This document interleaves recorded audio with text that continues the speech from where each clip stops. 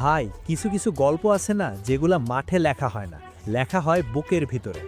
গতকাল এমনই একটা গল্প, যেটা শুনলে আপনার মনে হবে ফুটবল শুধু খেলা না, ফুটবল হইল ভালোবাসার আরেকটা নাম। মিলান ডার্বির আগের দিন লুকা মদ্রিচ একটা কাণ্ড করলেন।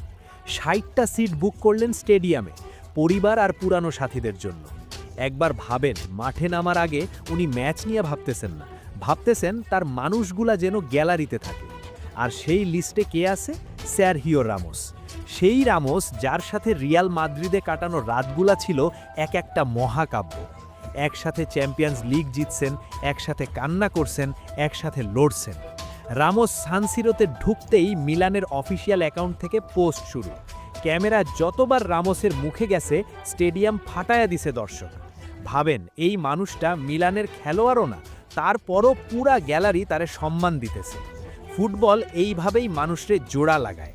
মিলান ডার্বি জিতল, কিন্তু আসল গল্পটা ম্যাচের পরে। মদ্রিচ কিভাবে যেন রামোসরে মিলানের সাথে কানেক্ট করাইলেন। পরে বললেন, ক্যাপ্টেন যখন দেখতেছে তখন তো জিততেই হবে। এইটা ভাই মদ্রিচের ক্যারিয়ারের সেরা অ্যাসিস্ট। কোনো স্ট্যাটশিটে এইটার রেকর্ড নাই, কিন্তু বুকের ভিতরে এইটা চিরদিন লেখা থাকবে। কমেন্টে জানান আপনার জীবনে এমন কোনো বন্ধু আছে কিনা যে এইভাবে আপনাকে সম্মান করবে।